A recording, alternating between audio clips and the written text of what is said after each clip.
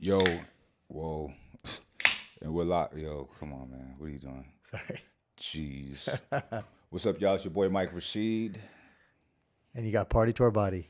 This is the Lions, Owls, Elephants podcast. Today we have a very interesting topic. This is a topic that my oldest son came up with. Shout out to Sharon. Thank you for the topic, sir. And this one is a question. I guess it's more of a conversation than a question. But the question he posed was, do you believe in marriage? Right? So, Sean, I'm going to present you with a question, which is pretty obvious. Do you believe in marriage? And I guess it's more, do you believe in getting married? Or Right. So what's your first, take on marriage? first we have to agree, I guess, what marriage is, because that's important too.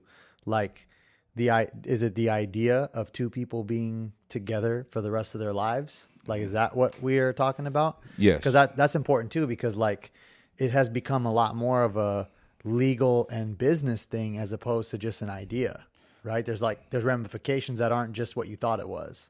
But do I believe in the idea of two people committing to with each other for the rest of their lives, like as their main partners and primary person they're going to be with? Yes. Okay. So I got some notes right here. I was doing a little bit of research on how marriage started, right? And man, I don't know how in the hell they go back so far, but they went back far, far to early humans and basically saying that there was really no reason for men and women to be married, and people lived in a pretty polyamorous society, right?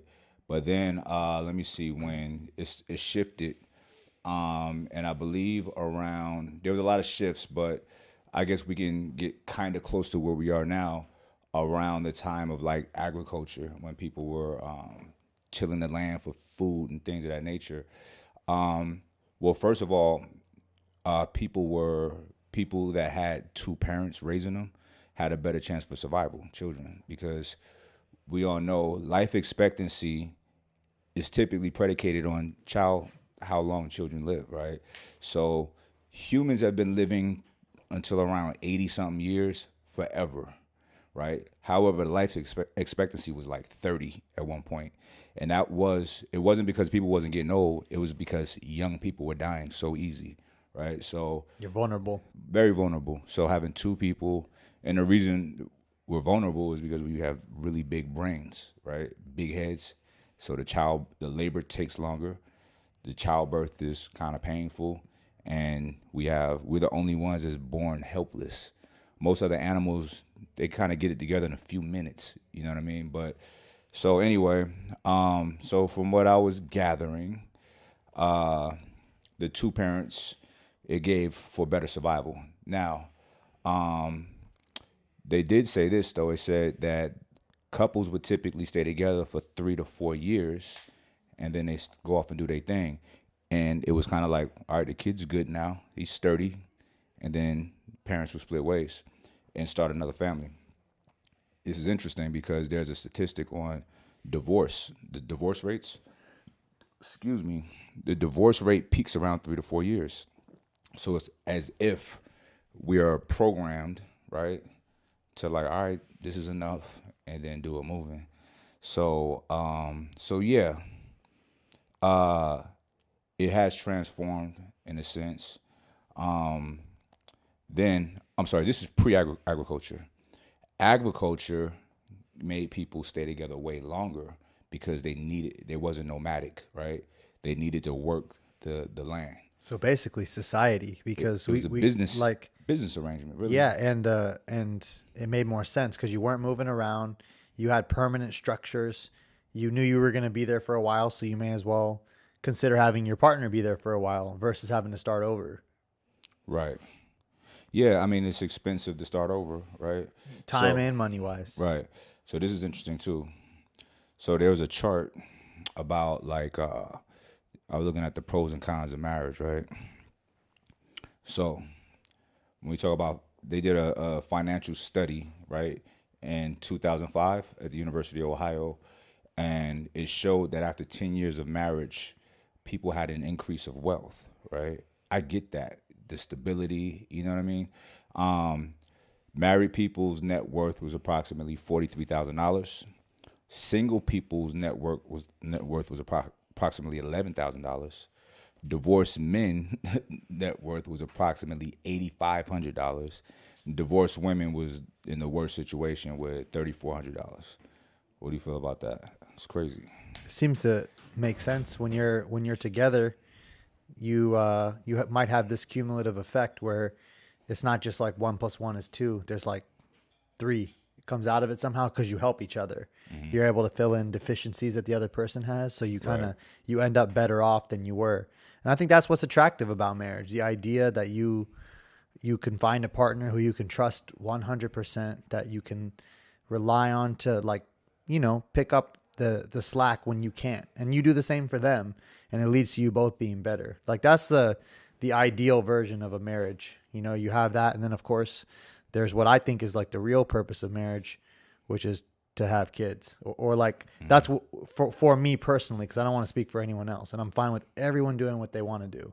But I think if you intend to have kids, that's a good reason to get married. Because other than that, you have a domestic partnership. You're together, and you're together as long as you want to be. And if you don't want to be together anymore, you're not. So like, I think that taking that bond makes a lot of sense if you intend to create a little human, and at least want to be together for the time frame that little human's going to be being raised. Right. And I'm not even saying you have to be married to have a kid, because clearly you don't. But that's kind of the frame of mind that I wanted to be in when I wanted to get married. Like was a like best case scenario. Yeah, like that would push me over the edge of wanting to do it. It's like, okay, I could see this person as being viable to have kids with. Right. So not love. Yeah, I wouldn't do it for love. So that might be controversial, but I wouldn't do it for just love. I would only do it, which I am doing it, with the idea that I'm going to start a family. You sure? Yeah, I mean, it doesn't sound like. I mean, you're in a loving relationship. I am. I'm so in love. Like I love her more than I knew I could love someone. But that doesn't make a reason for marriage to me. Because if we love each other like that, then we can continue on. But because we're going to create a human, I believe. So the fact that you love her, she loves you. Yeah. And if kids weren't on the table, you wouldn't marry her? No, I mean, unless if it was something where if she was like, look, if you don't, then I'm going to leave. Then it was like, okay, well then do I want to undertake this ritual or this ceremony to make her not leave? So question, why wouldn't you marry her if there was no kids involved? Because then it's no longer a choice. And I like having the choice. I love the idea of being together each day because you want to be. And each year, and not that you don't have fights, because we have fights not being married, occasionally, and we have to work stuff out. Right. But that the summary of your relationship is a choice. Like, you could choose to continue being in love, and you kind of have to keep earning each other's love every day, every week, every year, every month. You have to keep fighting for it. The concept of marriage kind of like makes it more difficult, or like kind of makes it like you got a long-term deal, like as an athlete or something, where it's like a lifetime contract now, and you don't have to anymore fight for it necessarily in the same way. And that's just because of the fear of what's going to happen to undo it. Don't you feel like that's a bit arbitrary? Which part? The whole thing. So if getting married, actually married, Yeah. because just hear me out for a minute. I don't see nothing magical changing with one getting married, right? Whether they have kids together or not. So I don't think that being married makes for better parenting or a more stable environment. If, like what you say, that, with the love being there and fighting for that love, qualifying yourself for that love every day, every week, month, year, etc. If you can have it there, it doesn't matter if the marriage is there or not, right? So it's like, I don't see the reason to say I wouldn't get married, or I would get married because we're having kids. Like, why does it matter? Why does it matter to you? For me, it matters because as like a more successful male, there's a lot of downside if it doesn't work out. And it's I'm not saying that it's not going to work out, and you obviously hope it does. You go into it with that idea, but it's a lot harder on the successful male to do what's right there afterwards if you get married, and even if you don't have a kid, it's still kind of complicated, but it's a lot more hassle than just being together and just doing the right thing while you're together. And if you're not together anymore, then you're not together anymore. It's not a legal proceeding. So you wouldn't. So let's say you was in 7 years, right? You're together, a committed relationship, loving relationship, and it don't work out. Would you? And you were the breadwinner, obviously, and you're advancing both of y'all lives, right? Better homes, cars, etc. over time. So when that 7 year period was up, you'd be like, all right, you know what? This ain't working out. You would, but the wonderful thing in that situation is that you would have the discretion to be able to figure it out yourself. Like, you have to rely on yourself being ethical, but I think I am, and I would want to be. I'd want to do right by the other person, but at the same time, I wouldn't want it to have to be a legal matter and proceeded upon by multiple attorneys. And, you know, we know people that this has happened to, and it just takes so long and so much money is wasted that, because both people kind of get people in their ears, and it just becomes way harder than it should be. Right. And you know, it's for a reason. It's to protect people and make it happen ideally the right way. But the way the system's set up is not. It's not great. Okay, for either side. Let's say prenuptial agreement, right? Yep. So you're laying out the terms post marriage anyway, right? Yeah. Post relationship. What's the difference? It's kind of tough because there's a lot of limits to what you can and can't do. And that's why it becomes almost a no-brainer if you're going to get married. I'm sorry, if you're going to have a kid, because as soon as you're going to have a kid, you're bound in a way that's legal no matter what. You're still obligated. So you may, and you should, I would want to have a kid with that idea that this is my partner. And so then it makes a lot of sense to me, because I'm planning on being with you like pretty much come hell or high water anyway for the next 18 years. Right. That's a long enough time where I'm like, we may as well do it. And I hope it works forever and it never falls apart. But that's where, when you're having kids, then now it makes sense to me. Okay. Would you say, because you're about to get married in a month, right? Yeah. Are you nervous? I'm only nervous that I'm not worried about her. I'm gonna be honest with you. I want to make sure that I'm doing my part, and I'm the awesome partner that I think that she deserves, because she's already been that. Like, I think I have more room for growth and improvement than she does. Okay. So being nervous only because, like I said, the ideal situation is that nothing changes, but I guess you don't know till you do it. Are you entering this? And I know the answer to this, but I want to like put it out there and talk about it. Yeah. And unpack it. Are you being practical about love and marriage? Yes. Okay. Yeah. Explain. We will have an agreement together, you know, and it's not even just a matter of trust or mistrust. It's for clarity. Like, honestly, it's for clarity.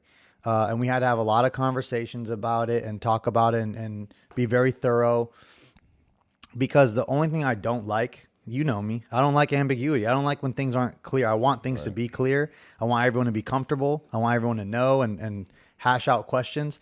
I don't want to leave anything to be figured out later if it had to be figured out, you know, and I wouldn't want anyone to have doubts about what was going to happen later, not myself nor my partner. So, you know, we had to go through that process together. Yeah. And, you know, being involved in businesses with yourself and with other partners of ours, I also feel that I owe it to them too, because I've been involved in situations where people were splitting up and saw what kind of a toll it took on the business because there was no clarity there. And so for me, it's like I have a duty to my partners to avoid that. And it's actually even written into operating agreements where that needed to be done, so that this didn't happen down the line. So like that any one of us who was getting married, the partner had to understand that they would never have a claim to the business. Right. Just to keep it easy. Yeah. Kiana Carter, Dr. Carter, she said, shout out to her in super chat. I'm shouting out all the super chats, and we're answering your questions or reading your comments. She says, marrying an affluent mate seems challenging since independence is key. Very interesting. Now, the trend is this. men are, they've done polls. I don't know who they asked. They didn't ask me. Did they ask you? I didn't get I asked. never get asked these polls. But anyway, the polls say this. The numbers say that they poll men and women from 18 to 34, and since the 90s, men have been looking at marriage as being important. Is not that important. It's been going down. I think it was something like 39% down to 25%. Women has been going up. Like they want marriage, right? Also, however, the numbers do show that less and less people are getting married, right? Divorce rates is around 50%. So it's funny. I was reading this one thing. It said like the average marriage or wedding costs around $30,000.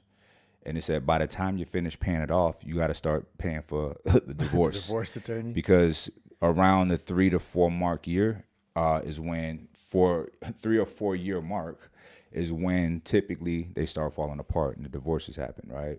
Which is so interesting. So, she said she speaks on independence, and it looked like the women in places where women are more educated, and women are more educated than men nowadays, and women are having better careers, they're also being more single, right? So, I mean, where we at with that? Like, how do you see that? I think women who are educated and accomplished are more discerning. Like they're not going to get married as quickly. They're going to be more picky with a mate. And I think that's going to lead to hopefully a lower divorce rate down the line. Like when they get someone that they really want, like that someone that comes along that they feel is like better than them or equal to them or whatever they're looking for. Hopefully that would be a good thing for decreasing the rate of divorce because they took their time and picked someone out that was like really good for them versus like settling sooner. Someone who wasn't educated and didn't have anything going on or had less figured out, I feel like they're more likely to kind of want to hitch their wagon to something if they don't have anything going on yet for themselves. That fear of, not survival in the most basic sense, but like getting somewhere in life, they might want to find a mate quickly and may pick someone that wasn't ideal for them. So do you think that, because, as we all know, there's a lot of talk now about men, women, relationships, yada, yada, yada. And a big narrative is that it's a problem. And maybe people are not saying this identically like this, but the energy around the conversation is it's a problem. The more women want independence and education and these good jobs, they are limiting their pool of men to either choose from or be positioned to be chosen from, right? Right. Because they're doing better than a lot of guys, right? And typically women don't want a guy that's not doing as well as them, right? So is that a thing? Or, I mean, what you said I kind of agree with, but I see both ways. I do feel like women, getting educated and elevating your life, your standards of life, and things like that, you will be in a higher level of people to socialize with, to be chosen or choose or whatever. And we can't say a person that's more educated and with a better career is a better person. We can't say anything like that. But I don't know, maybe just, it's just a higher level of existence per se in society. I think that's not a bad thing. I don't think so. I think we got to rule out the extremes. We know personally some extremes of people who are like so exceptionally driven. It might make them hard to be a partner. I'm talking about ladies. Like it makes it a very like it completely like narrows down the amount of men who would be a good fit for you. Do you think someone like that? What do you think the likelihood of someone like that of finding that mate? Well, I think it's more likely that they're going to either carry on that season of their life until they feel like they fulfilled it. And then their mentality will start to change. What you're looking for what they are looking for will start to change. Or that they will have a very difficult time probably ongoing if that never happens. Why is that? They don't respect the men? I think that I can't speak for each individual, but for some it might be that the need for them to achieve exceeds the need they have to satisfy a partner. And that's a really hard dynamic for a man to exist in. Right, because a man wants to be that person, Right. But I have seen on TV, never in real life, but I've seen on TV men be secondary. We're at like reality. No, like sitcoms. Oh, come on, man. What are you talking about? No, What's sitcom? but I'm saying it's been portrayed. Right. What's it called? It's called Working Moms. The show, like a couple of the dads make less money than the woman. And I do know a couple of people who the woman makes a little more than the man, or like they're really close. But that's a lot different than like the woman who's an ultra achiever and is like really trying to push the limits on everything. Because you're kind of like taking the role that the man would traditionally play. And most men have been raised that's the idea too. So it's just hard to cope with. However, so eliminate those people. And let's talk about the real idea here, which is that women can better themselves with education and work ethic, taking care of their bodies, valuing themselves. That to me does not at all come to odds with you finding a man. Right. I think that just puts you in a position to get a better man. That's it. Women wanting to be educated, earn money, like have a good, solid job and career. I mean, my own personal life, but also other people I know, they've met a guy who they felt, you know what, it was worth, I had something good going, but it's worth me now believing that this is my future's with this guy. And they're not going to quit their job until maybe they have kids or whatever, but they're understanding like, hey, I really want to be with this guy, and this guy blows me away, and he's got what it's going to take care of me. But they already had something good going on their own, but they were just willing to put it aside.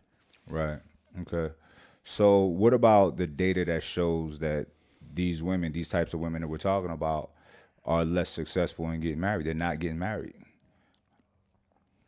I don't know if we're talking about these women who is the data about women who just went to college. No, it's women that are higher education and better careers.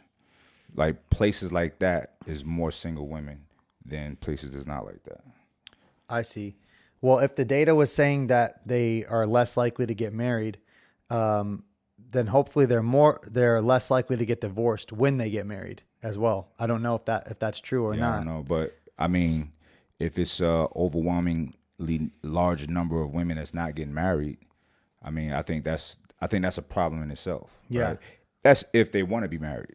I don't know. Maybe they don't want to be married. Yeah, I don't know of. I'm sure there's people that want to be lonely. Yeah, or just don't want to be married right away or something. But I don't even think that's the I don't case. know. The whole right away thing I think about is a slippery slope, because as time moves on, the windows are getting smaller and smaller for you. You know, as you age, yeah. Especially women, and ladies, don't get mad at me, but it's true. You know, a man could be 50 years old with a 22-year-old girlfriend. It's a normal thing. You don't really see that the other way around. Right. And if you do, it's frowned upon, you know? And people can say, well, that's a double standard. Like, it is what it is. It is what it is, right? Super chat, Dr. Carter, she says, when I get a man, we have to be a power couple and make generational wealth. So our why we got married will be the foundation that we remember. Okay. That's cool. I understand the concept of wanting a partner that you can build with. That's totally a viable thing. I think that's what I'm trying to have a relationship where we're adding value to each other so that we come out better at the end of it all. But it doesn't have to be where both couples are earning crazy incomes. It could be where one has a more moderate one and the other one makes more, but they support each other and make it possible for the other person to earn more as well. Right. I don't know where I stand 100% on marriage, and you know, 'cause I never heard that concept what you said. Excuse me, in terms of like only getting married if there's kids going to be involved. You know, I personally like we're locked in, because I feel like this. A relationship, it has to be something important there to make it last, to make it really work, right? And love, I don't think love is strong enough. It's enough, right? So, and if kids are not there, and if you love this person, you really want to be with this person, what's going to be important enough, right? So you have different things like, I think business, right? All right, we're making money together. So that's an additional reason for this to work. You know what I'm saying? And I think that's a smart tactic if you want to try to stay with a person, because look, if you base everything off of feelings and love, you're going to get divorced immediately. It ain't going to work, because you can feel like this one day and then next day like this, or in the same day you can, I fucking hate this motherfucker. You know what I'm saying? But you don't really mean it. You just, people will offend each other. People will hurt each other's feelings unintentionally, sometimes intentionally, depending on how severe it is. You know, it's not that big of a deal to where you got to break up. So these things happen. These are normal human dynamics. Nobody gets along forever. It's just that's a weird thing, right? So yeah, it can't be just feelings. It can't be based on feelings, I don't think. I think it's got to be a practical situation and approached in that manner. But I think I'm okay with marriage without children, you know, because it's like, look, I want to lock in with this person. I mean, I can't see the future, right? Whatever. And my philosophy is whatever happens, happens, you know. I do think it's wise to do a prenup, right? And it's to protect both parties and just to be fair, you know.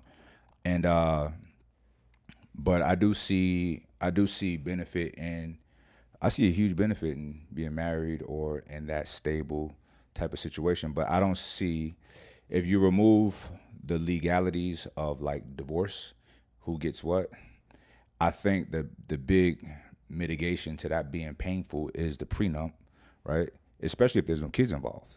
So it's pretty much 100% the prenup. Is that pretty accurate? It is, yeah. And just from the research that I've had to do, not because I wanted to, just because it was necessary.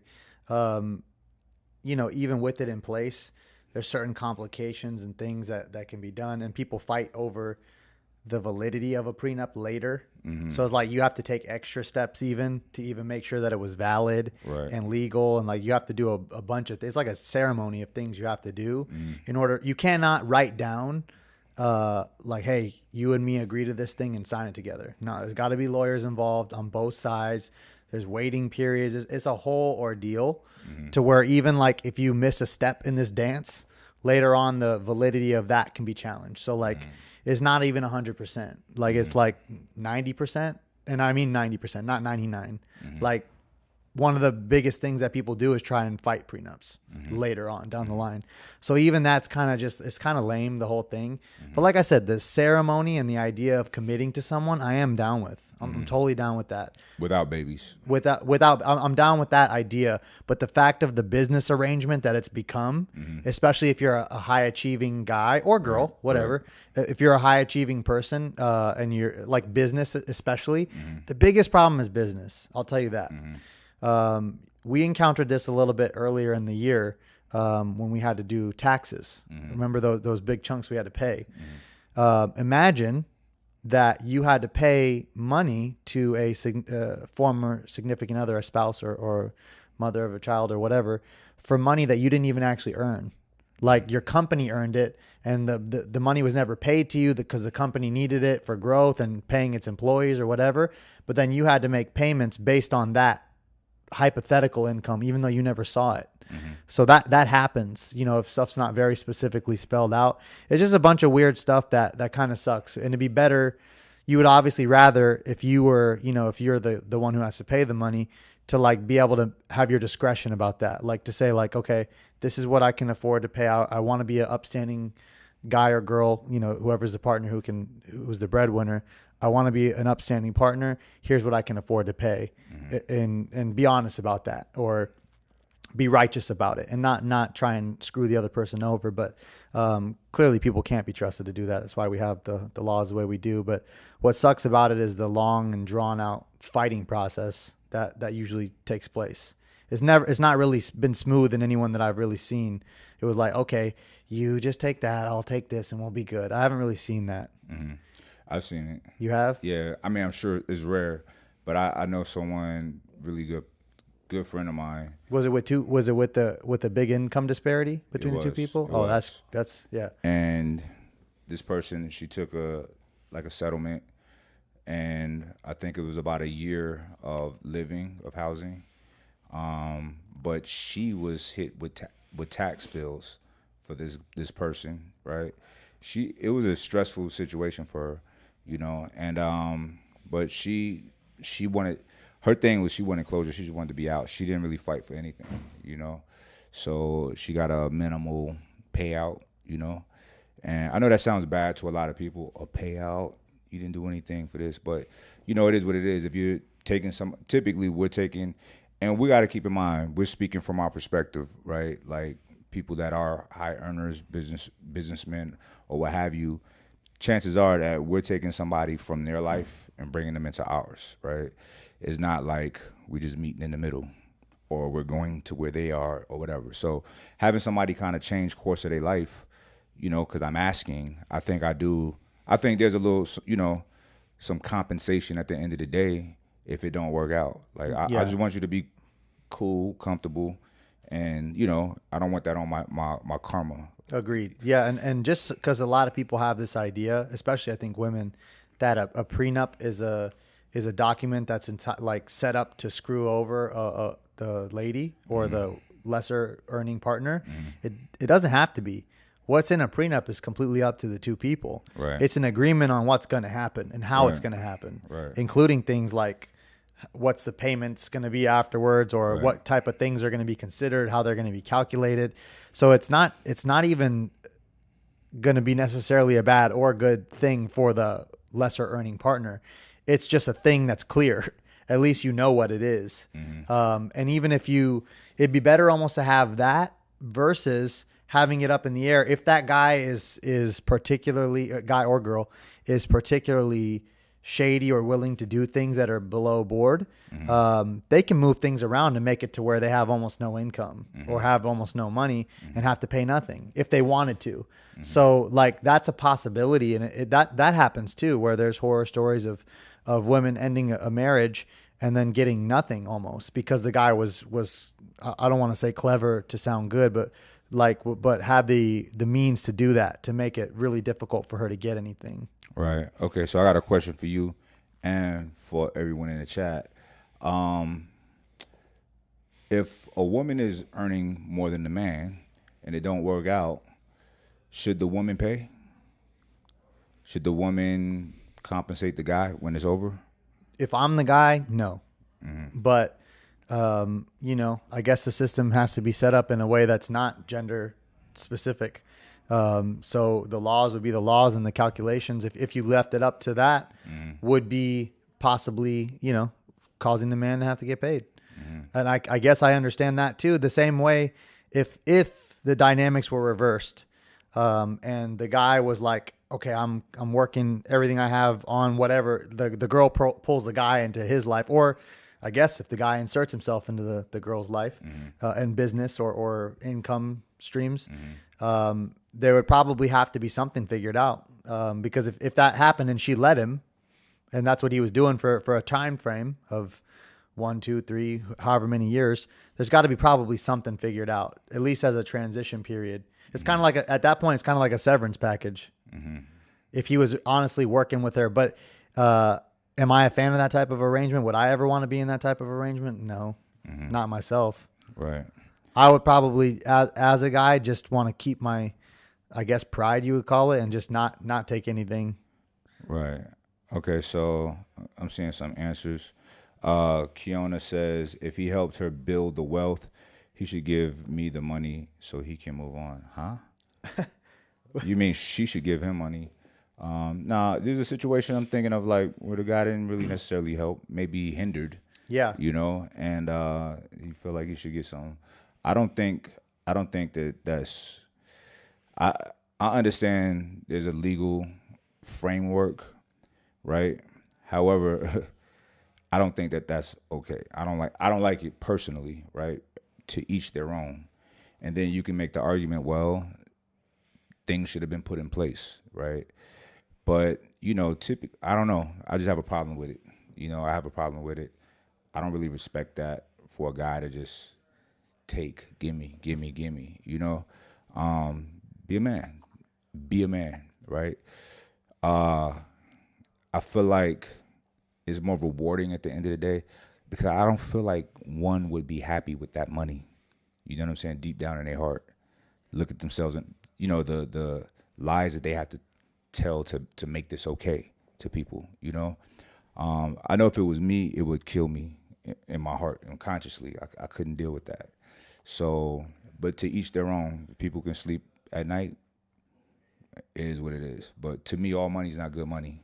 Yeah, You know. I agree. Like I said, if it was me, if I somehow found myself in that situation, the reward or satisfaction would be to be able to move on and do something great myself. To get back out there and not be attached to that person anymore, if that's what I needed to do. Right. So it wouldn't be to try and take from the previous situation. It would just be to move on and do something great on my own. Right. All right. So we got a bunch of. I did a story post on Instagram, and just asking everybody, do y'all believe in marriage or whatever, right? We got a lot of responses, right? So let's go through some of them. Let's see. Someone said, Chief Jackie said, from my parents' perspective, no, because it brings out true colors and usually ends up being bad. Okay, that's his perspective. Someone else says, I used to not, but I'm open to it now. Told it's a form to celebrate the love with your fam. Okay, I think that's kind of a naive look at it.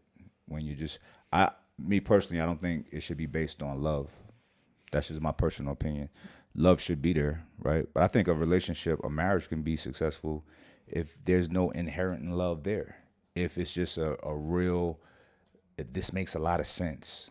Well, there's a lot of arranged marriages that have higher success rates than regular marriages because they made sense. And they go into it in a more practical manner. Yeah. They trade goats for. Now listen, let me not sound like a fuck love. I love love. Like, I'm all about it. That's ideal. Having a loving relationship that works out is ideal. But I think that there should be some conversation. Even in a relationship, this is my expectations. What are yours?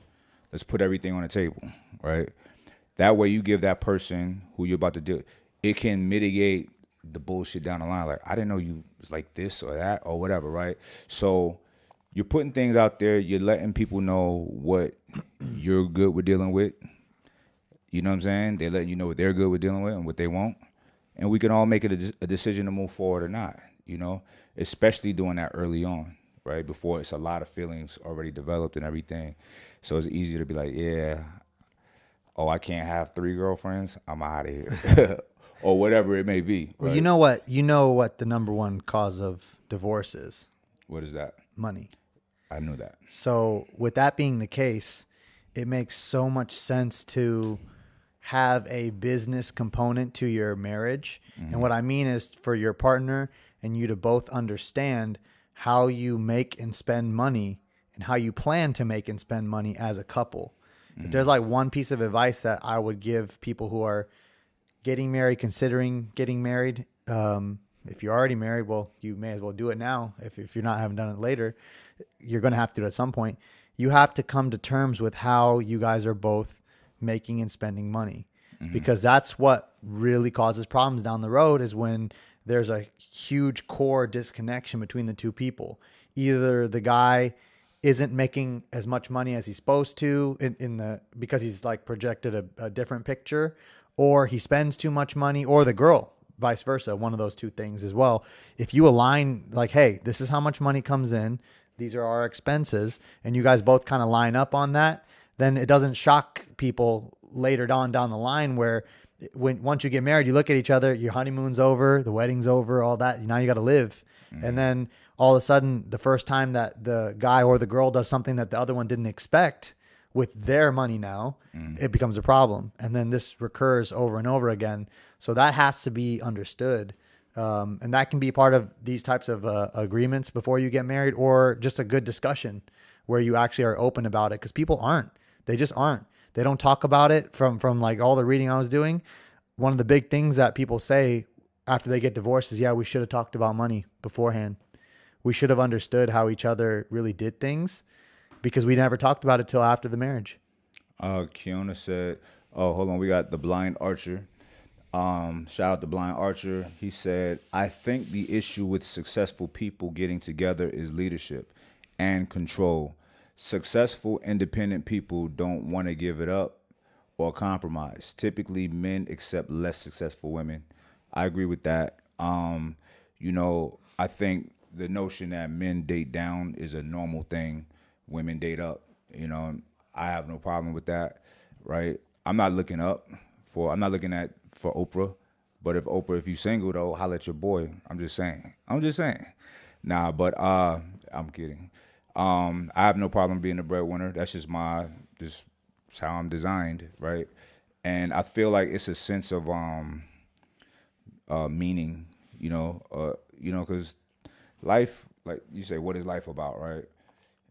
It's what we how we choose to define it. We add value, we add meaning to it, right? So, yeah, one of the tenets of being a stand-up guy, in my opinion, for my rules to myself, is to be able to take care of my household, 100%, right? So, yeah, that's a true thing. So, we pulling women up to our status, well, to our world is a thing. There's a quote, or it says something to where like a king can, marry a peasant and make her a queen, right? But it's never the other way around. That's an interesting thing. So that is an interesting thing. Is that the laws of nature, or is that all constructed? I think it's constructed. Why Is not? it? Is it though? Let's look at nature. All right. So let's say a pride alliance. I don't think they have any formal communication verbally or written. And typically, well, the man is, the pack leader or whatever it's called. He has a little concubine of about, 4 to 8 lioness, right? That's his, that he mates with and have children with. Other men may come and challenge him for his women. He fights them off, protects them, runs them off. It's his, right? He's the king of that situation. It's a patriarch situation, right? And it looks like it's like that throughout most of nature. I'm sure there's some some different species where that's not the case, but it seems like for the sentient beings that we know exist, that's the protocol. So I don't know. It seemed like it's more of the natural order of things. Well, I guess maybe with the idea that like a woman could become a queen by marrying a king, because the king is still the one who's the leader, I guess. Who's the one who's in charge or making the But in decision. absent of the king, the queen is, right? Right. Until one of her sons. Right. Because then that's why I'm saying it's a societal constraint. But because look, that the kid. queen still can't make a man a king. Right. But what I was going to say is that man's blood is going to become a king. So it's not that the lineage ends there and then that they got to pick a new one. And it was still the man who mated with her and created the baby with her.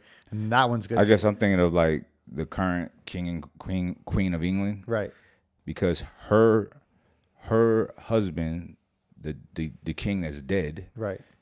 His seed is going to be the king, not her husband, not the prince. You see what I'm saying? Say it again.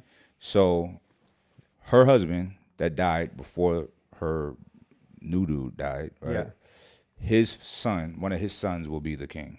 Right. Just because he was already around. Right. But if he didn't have, if it wasn't for him and then she had married someone else, like if he died and they'd never had kids and she married someone, then that would be the king. Well, this shit is a construct, obviously. Yeah. That's what I'm saying. It's a and construct. It's even weird that we're talking about them. Yeah. Like, but I get it. That's like the easiest king and queen analogy. Yeah, it's the one that we know right here, but it's like, who the fuck cares, right? But I'm sure the monarch. What I was going to say is I'm sure we can look at some examples in history where a soldier or lower class person rose up to take charge. I'm sure there's some stories of that. There's plenty of that, right? So you can kind of become a king from lower means. Yeah. That's typically the case. That's a more glorious story, right? But I'm just saying, generally speaking, women don't level a man all the way up to, they're not kingmakers like that. You know what I'm saying? I'm I don't want to sound chauvinistic. I hope that don't sound bad, but I I don't think think the that. difference is what we think each person is supposed to do. Like a woman isn't going to make a king because a king has to kind of like make himself. You have to do the things that make you a king. And if the woman is the queen and marries a guy, well, then she's still the one who has, like we talked about, the bloodline is going to Yeah, be. forget the bloodline thing. Yeah. I'm talking about like in the real world, practical world, right? So we have to examine it. What Like a when you- successful woman, But like, let's just say that I'm going to be married and that Arpy is going to be my queen. right? Well, what's to be expected of her as my queen? We call her my queen, right? You're my queen. Oh, and I'm your king. Well, what is to be expected now? Like from that queen, it's the roles of that are kind of a little bit more inherent than like if a really successful girl marries a guy and says, "You're my king." Like it's almost like he wasn't like what we think of as a king, what that word means to us. He wasn't that, probably. Like if it's the situation where she was above him, he probably wasn't that. The dynamic just wasn't right. But do she completely exalt him and like, honey, you run the money, you tell me what to do now, and she just put him in position? Is that a thing? You see that happening? Do I see a woman putting a guy in control? Well, Yeah. I guess from our own experience, that's kind of like what happens a little bit. It could happen. I guess so. Yeah. But You kind of tell me what to do or guide me or I expect you to, I hope you can. okay, we kind of know a situation, but that's not what I'm saying because the guy's gone. Right. I'm saying to where it's his show now. You know what I mean? But I don't know. I think we're reaching right now. Yeah. It's tough. There's probably examples. But we're on both reaching sides. because I feel like it's a natural order to shit. Yeah. And it's that the man typically leads. The man typically is typically a patriarch situation throughout all walks of life. And there's a lot of conversation about that, like this being a patriarch, right? And I heard Jordan Peterson talking to a woman about that, and you know, he was trying to challenge it, but I don't think it necessarily has to be challenged because I don't think a patriarchy is inherently wrong or, you know, oppressive or anything like that. You know what I mean? So and if you got both parents at home, it's a patriarch at home, most likely. You know what I mean? Dad is running shit, you know? So I don't see anything necessarily wrong with that. And I maybe I'm naive, but I think most women want that. I think women do want their man to lead. I don't think women want to lead men, right? Yeah, I don't think so. Yeah, so I think it's normal. Is it normal though? Because it's a lot of conversation about this shit. It's like motherfuckers who they whole careers talking about this shit. You know what I'm saying? Is it normal, or are people blowing things out of proportion? Do women generally want men to lead? I think generally they do, but is that natural or has that been built in by society? I guess that's the real question. So here's a thing. So there's a lot of talk, and shout out to Jordan, Jordan Peterson, but that's not who I'm talking about. I'm talking about now Uncle Kevin Samuels. He says a lot about how women they need to, I guess to simplify his position, is women need to put themselves in position to get chosen to be married. You know what I'm saying? Even if it's by an average man, just lower your expectations if you're shooting too high and you're not, you know, on that status or whatever. But it's like men gotta fucking really lead though. You know what I'm saying? I feel like we're not talking about the conversation. It's only one-sided. It's on the women, what the women are not doing or whatever, right? It's never on the men, you know? And people get butt hurt at me because I always tell men, yo, we got to level the fuck up. You know what I'm saying? It's not all on the women. Yeah, they got to be on point too, but we don't have to choose a woman that's not on point. I'm not. If I see listen, I've had my fair share of dating, right? And you know me, like things are in fast for me because if I see deficiencies, I'm out. I'm like, I'm not going to do this because I don't want to waste my time with something I know I'm not going to be happy with at the end of the day, or I'm going to have problems. So I exit stage left. You know what I'm saying? So But I do feel like men we gotta have our shit together. You Yeah. know what I'm saying? We gotta have our shit together and qualify ourselves to properly be the leaders of our households. It seems like, and it's not for everyone, it's not like it's the only way, but for me, what feels the most right in my life experience and the people around me and society as a whole is for a man to be with a woman that he is slightly above in terms of means and accomplishment. And for a woman to be with a man who's a little bit better than her in those areas, to allow the roles to be more defined. Like, not to say that the women shouldn't try and achieve and that the men shouldn't try and achieve. Like, we should both. It's kind of like you got to just be the best person you can be, guy or girl, be the best version of yourself. And then you're going to find the mate who kind of falls within that. Like, as a girl, a little bit better than you, as a guy, a little bit less than you, in not just looks or just money, like kind of the average of all these things together. You're going to have, as a guy, like you said, you're going to shoot down just a little bit probably. And as a girl, you're going to try and shoot up just a little bit probably. And sometimes it's more than a little bit, Yeah. because we can completely, if It matters what you value too. but you can find a diamond in the rough, right? That just hasn't figured out the financial side or whatever. Right. You know what I'm saying? And we should be, but if we go and get her, we better be able to maintain it, take care of it properly. You know what I'm saying? So, I'm not opposed to that.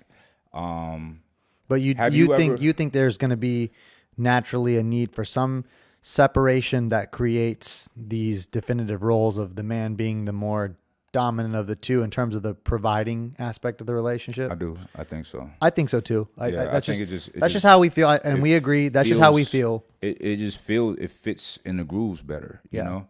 Have you ever dated a woman who was doing better than you? No. Okay. Yeah. Even equal to you? No. Okay. Because And so this goes back to 16. Let's give perspective to these people though. When are you considering real dating? Because it has to be as an adult, like Yeah, deep into but I'm your even adult. saying since 16. Okay. Even since the age of 16, I was working before other people were working. Mm-hmm. I would work at 2 jobs, or I would do a couple things to try and make money, Mm-hmm. even washing cars. And I would gladly spend that money like on dates and stuff, like just trying to have fun, just being a kid. But even since then, I had a little bit more. Maybe I'm trying to think. Did I even date anyone who's? It could have been that like maybe I had come across a girl whose family had more money, but that didn't happen either. Just because you were around people who were kind of similar to you, you wouldn't be around people who were disproportionately wealthy. When I was college, I dated a girl whose family was very College, prominent, that would happen. Yeah, very prominent. didn't right? happen for me. And I'm not gonna lie, I was like, I can't. I'm not on there. They won't accept me. They won't understand. Like, I'm not doing big things like them. You know what I'm saying? So I removed myself from that situation. You know what I mean? And when sometimes we hear about guys like having these issues with women, these women problems, sometimes, listen, if you don't feel like you're equally yoked, get out of it. Or stay in it and feel like shit, feel demeaned. You know what I'm saying? And then develop these kind of issues towards women. Sometimes when I say I've had my fair share of issues with women before, right? I learned every situation though. So if I was in a situation where something was extremely uncomfortable for me and that shit hurt my feelings or whatever, the next time, if I see any inkling of that, I'm gonna get out of it. Now, when I was young, I might have stumped my toe multiple times on the same rock, but I did learn my lessons, And one thing about me, you're not gonna have me in a situation where I'm not gonna willingly be in a situation where I'm uncomfortable. You know what I'm saying? I might try to look past certain things at times, and you know what I'm saying? I've been in situations when you're like, bro, what are you doing? This is not. You're a very nice person. And I remember one time, a couple years ago, you telling me like, yo, bro, you got to stop that. That's not for you. It's not, you know what I'm saying? And, and you were right. So I had to remove myself out of that situation. But yeah, when feelings are involved, sometimes you nestled in, especially when your intentions are good with somebody. So you know, people gotta be accountable for their decisions. And yes, in a relationship, it could be very difficult to make the right decisions. Why? Because there's an unpractical entity that exists. What is that? Your feelings. You got to be able to put them shits to the side because feelings will get your feelings hurt. Feelings get your feelings hurt, right? Feelings will get you hurt. Well, being deep in your feelings will get you hurt, right? Now, I've gotten to the point to where I'm so honest with women. It's not going to be any heartaches. You know what I'm saying? On my part, me giving them or getting them, right? Because I wish you could be people would be a fly in the room with these conversations I be having. Because I lay everything out. There's no surprises. This is me, my lifestyle. Take it or leave it. I love for you to be in it, but I totally understand if this is not for you. You know what I'm saying? And usually no issues. The issues for me it'd be more personality things, or if somebody lie to me, I can't overlook that kind of shit. You know what I'm saying? So, and lying is a lot more than just saying something that's not true. It's walking you in an area to make one think that you're a certain way when you're not, or whatever. You know what I'm saying? But I don't like. What's your number one? No, this is I'm pulling out. What's the number one thing? It would definitely be lying. That's it for me. Yeah, it would be lying. Because once someone is known to tell you lies, I can't trust nothing you can't. say. Yeah, and then it's like, what's the point of this? The whole thing that we're trying to do here, we can't do. Can a person be 100% honest? I don't think we need to be 100% honest, but we need to be able to have that line. You basically got to trust your partner's line of like what, because like you don't want someone to like hurt your feelings like on purpose or like be overlay. Like there's also a difference between telling the truth and being a liar or just being rude. So you know, what's like the difference? Like let's just I need say, to know this because let's say you don't prefer something. You can cue it in a positive way and still convey the message, or you could cue it in a negative way and say like, I hate this, or this is so stupid or wrong, versus like, hey, like, could we try this way? Like, could we do it this different way? You know, they do it with athletes. This is one of the stats from Exos when they like run trials on NFL athletes when they're training them. If they tell them a change that they want them to make by telling them in a way that's like specific and directive versus saying negative, like don't do this, versus saying do that instead. Like, for example, let's just say like they were squatting and they were bending over too far with their torso. You could say, stop bending over, don't bend over. Or you could say like chest to the ceiling. Like when they give a positive cue with a directive, it works out 90% better to correct the behavior versus telling them what not to do. Because that didn't really change anything. You didn't really give them the insight they needed to make a better action. Say, hey, I really don't like that when you do that. Like say, hey, like this would be better if could you do this way for me? You know, so yeah, there's like levels to what the truth is.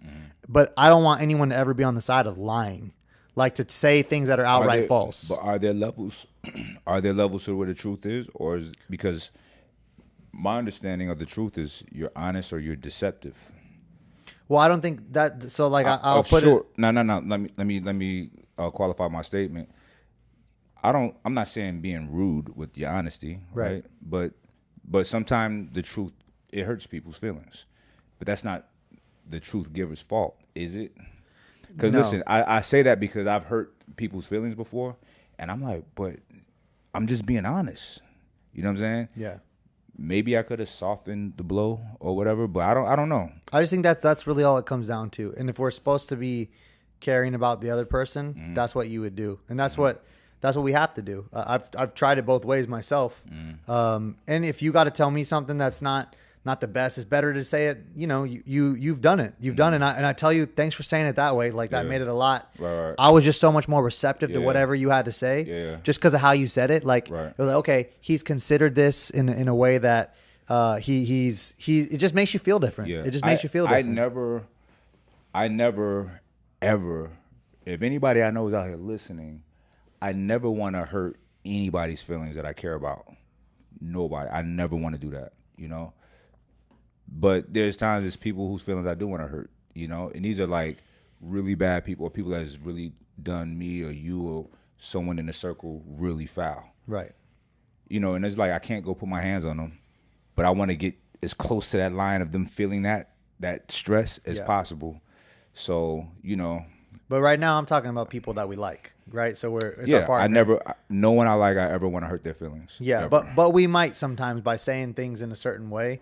So that's the only thing. It's still, you're right. It's still the truth. And I've even said, like, I was like, what? It's the truth, whatever I was saying.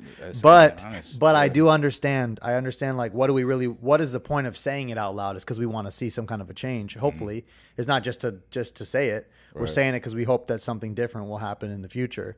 So if that's the goal, then the approach is everything. And I think, listen, if somebody being truthful to you, like really honest, I think that's the best case scenario. That's such a polite thing to do to somebody. There's nothing worse than being misled and being deceived. Right. Excuse me, diet. And that's the side of the lie where you like say something it's actually not accurate. That's a lie. It's like, oh, that's great. Yeah, but when it's not great. You'd be like, that's interesting. Yeah, no, say, I think we should change this. Like, it's good, but like, no, I like that. But so what about this? This is how I soften it up. I'm like, oh, you like that? you like that? I know all of the techniques that Mike has when he doesn't like something. Like, it's like, oh, have you thought about this? That's what. I feel like I can say things without saying it sometimes. Like, yeah. Oh, okay. Interesting. Yep. Interesting is a good one. Interesting. That's interesting. All the tactics. We got a super chat. We got some super chats. Vladimir, Bring Coach, Greg Adams. He's an expert on this. I'm not sure who that is. Thoughts want to level up in the USA capitalism.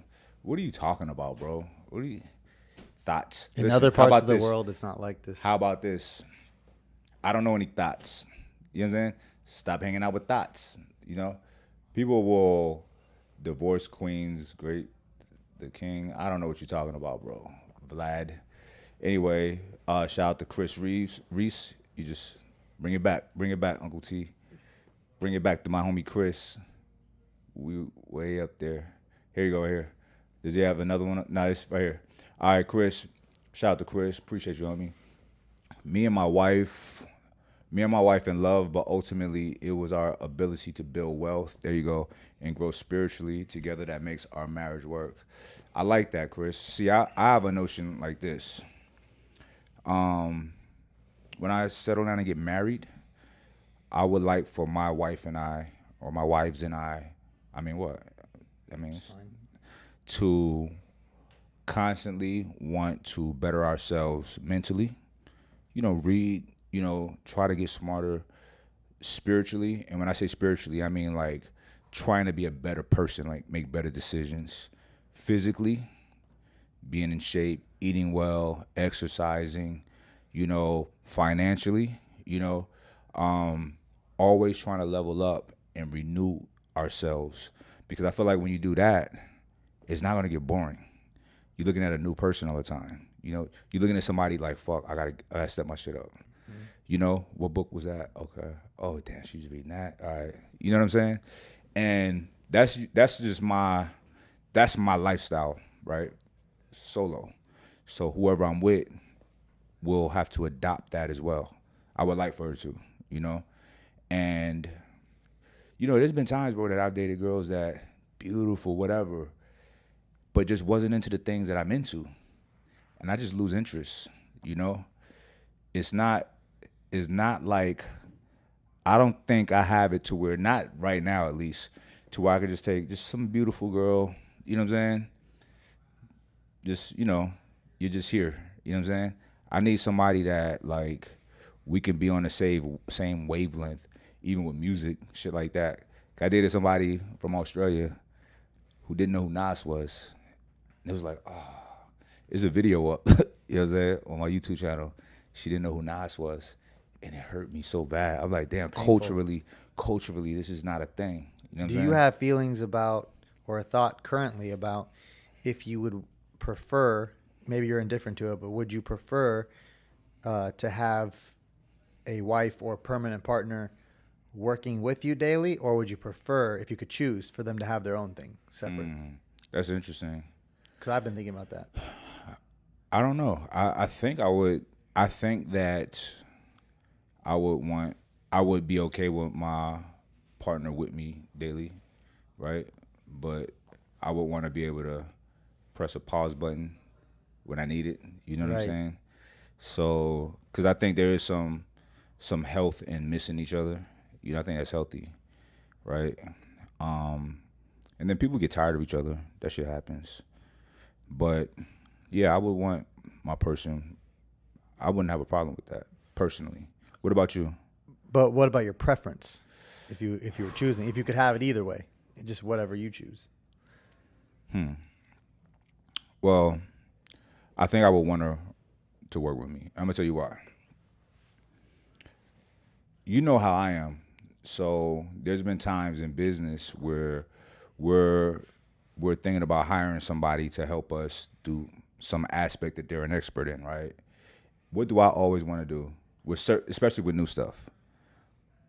Come on board, be a partner, right? In some capacity, because that means this is your shit, so you need to fucking kill it, right? You need to see the shit that I don't see. You know what I mean? Keep me on point too. So I feel like when somebody's really invested, and for us, I know that you relate to this as well, work is a huge part of life. You know what I'm saying? Because it's not like we just work at the grocery store or a place that we don't care about. These are our businesses that, you know, at some point our children is going to be a part of. Our family members are a part of, right? So I would think that my woman being a part of my world in some capacity would be kind of ideal, you know? Where you at with it?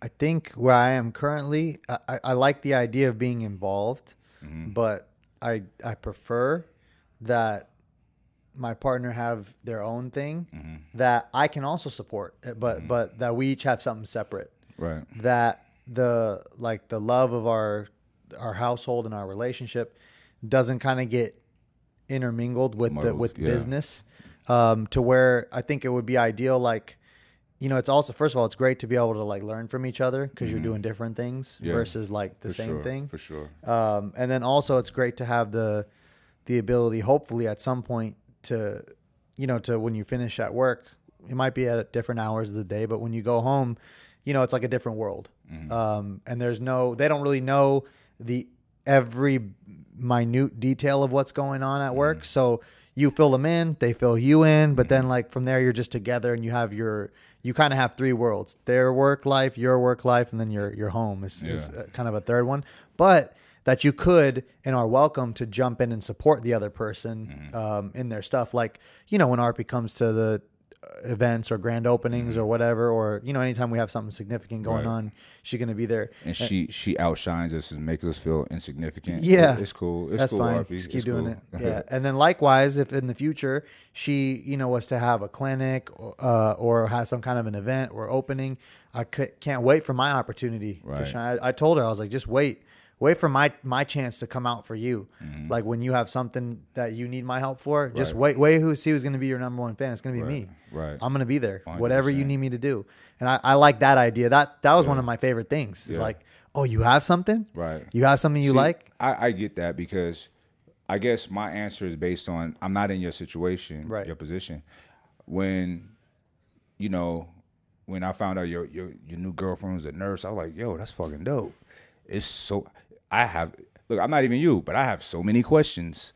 So I know you already got a million questions. It's you can dive into so much, right?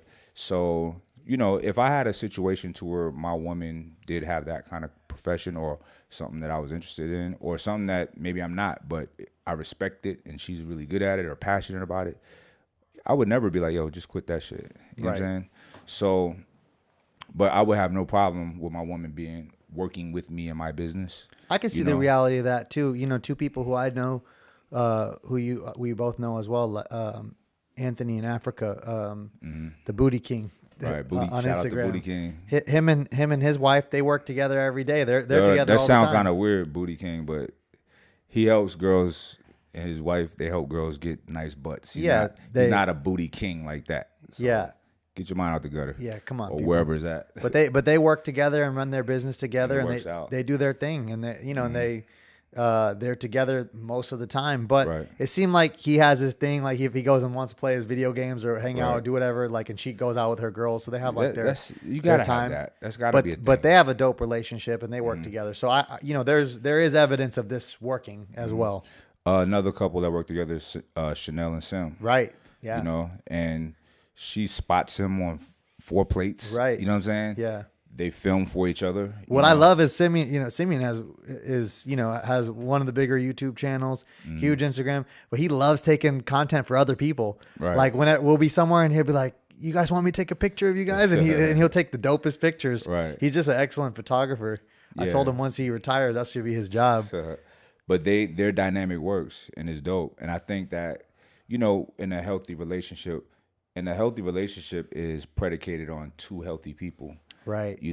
So with 2 healthy people come together, they can make any situation work.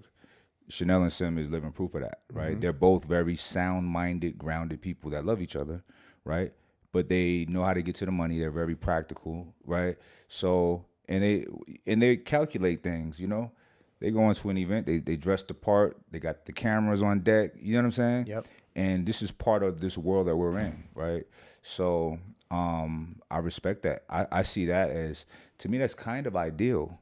But like your situation is ideal as well, So anything can work, right? With healthy people in a healthy relationship. Anything can work with healthy communication. It all works. And I do see this, and this is coming up again from the conversation with the guys, with the Fresh and Fit guys, and relating to the whole red pill stuff. Like it really seems to me, based on the examples we just gave as well, and others that I have in my life, that the best thing for young men and men, period, to do is to build value in themselves, because that puts you in a position to dictate terms and or be a more powerful person in general when it comes to the table. Like if you have a lot of value in yourself, not just that you made the most money only, not just that you were in shape, and not just any other one thing, but if you invest in yourself in all the ways to where you actually believe you're a worthwhile, valuable person, you're not going to just do whatever. You're not going to get taken advantage of because you have a value in yourself. Same thing for women though. Same goes. So I got all right, Kiana, wait, what? I earn millions, then just give it to husband, take over. Men leave quickly for that ish. It was a hypothetical situation that we were laying out. That's not even a thing. Forget about it. Don't Forget get I even said it. Don't get worked up, Kiana. Forget I even said it. Save your millions. All right. So I got tips for anybody that want to listen for guys, right? Because listen, I see you, T. You have to give me a seizure with this up and down shit. You know what I'm saying? All right. Shout out to Kiana. The original definition of nice means to be weak, but kind. Be kind, but never kind. I'm sorry, I don't really know what that means. Chris Reese. 2 high earners work as long as their mutual respect and or acceptance of roles. I'm happy to serve and lead. She's happy to submit. That's what's up. All right, so listen, fellas.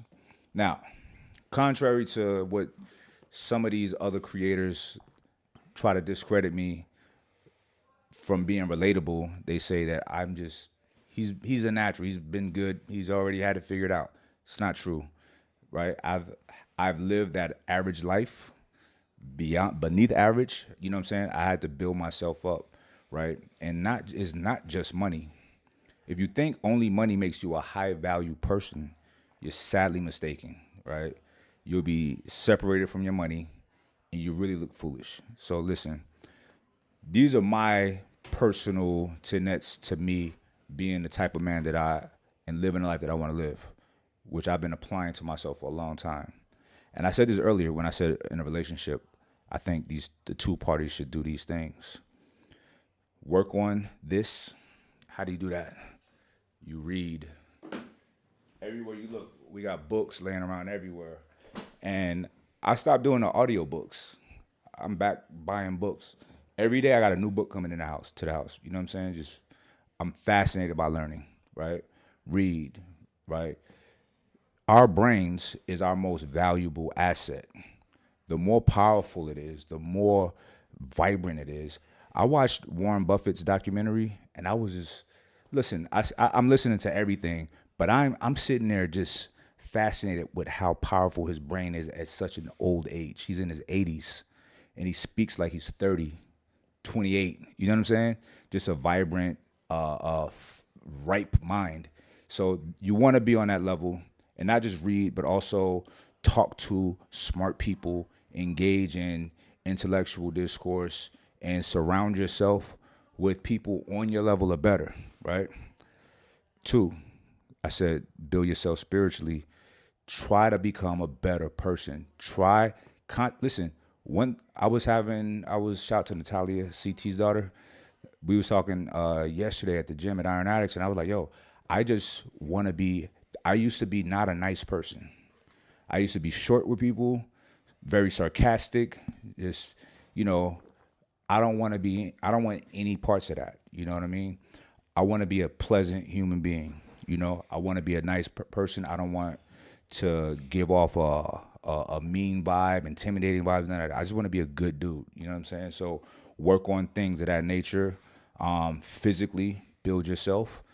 We all know. I mean, there's a lot of low hanging fruit with building yourself physically, but it's so much more to it than what you see, right? And financially, work on that. Work on getting the bag. You know, people can act like this shit ain't important all they want. You're gonna be struggling. What is the median income in this country is $40-something thousand, $42,000, something like that. $42,000. Okay. And you're not, just because that's the average, it doesn't mean that that's your destiny.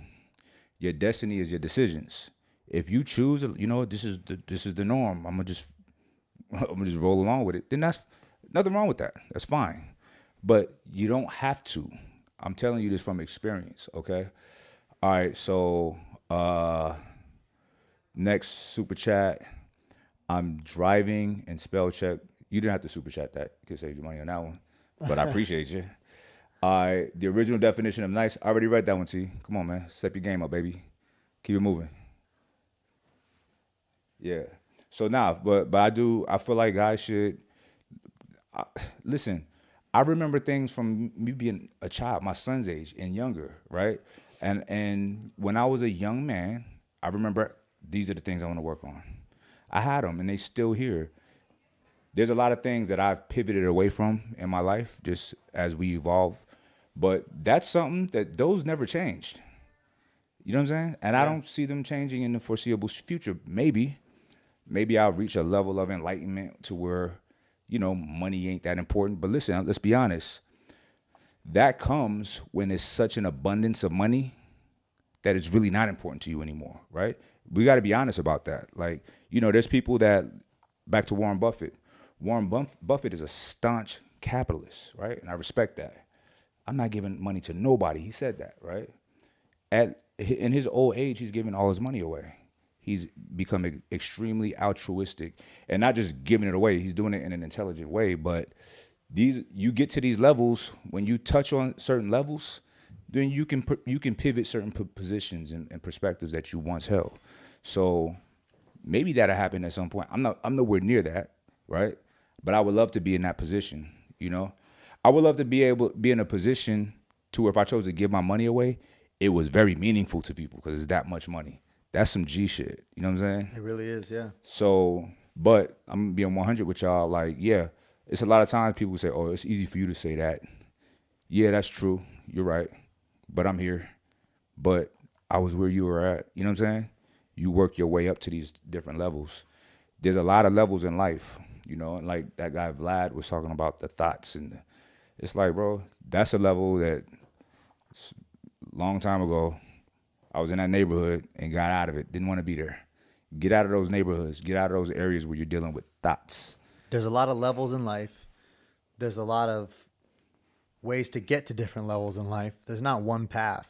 It's not. So just because Mike had a certain path, I had a certain path, anyone else you see who's successful at a certain path, doesn't mean it's got to be your path.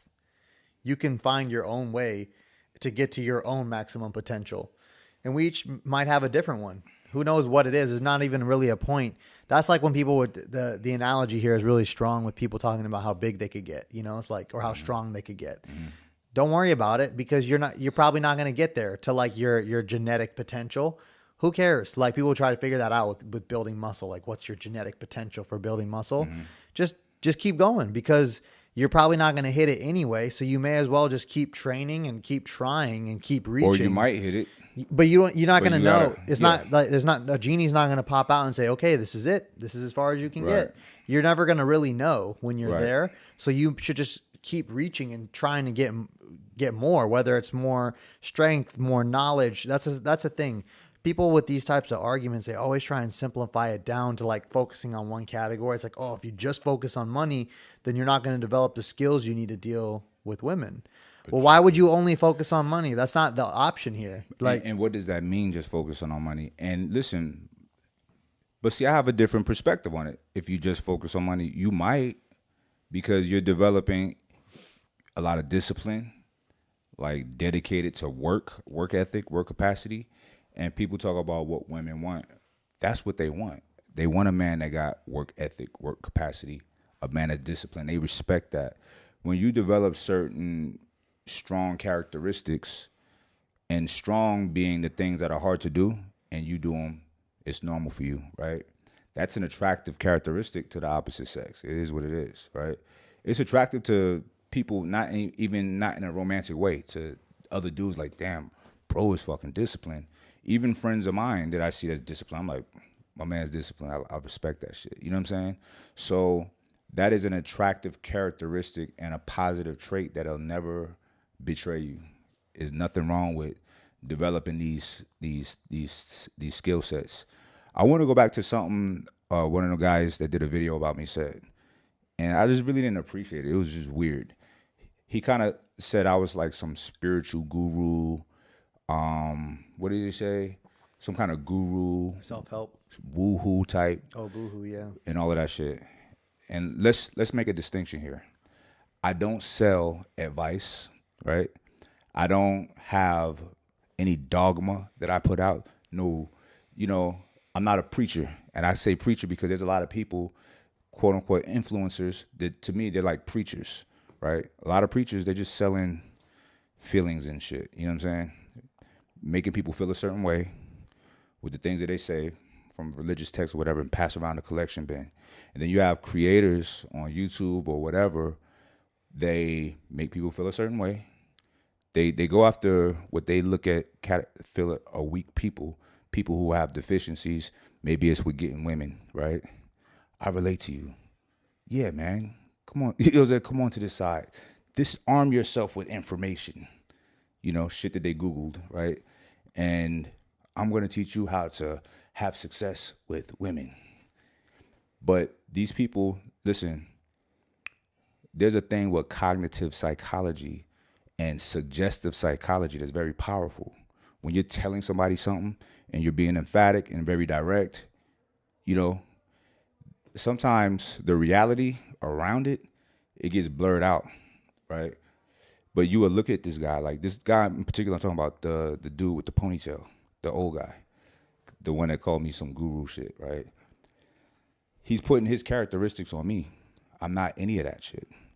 And let's say self-help. Nothing wrong with that.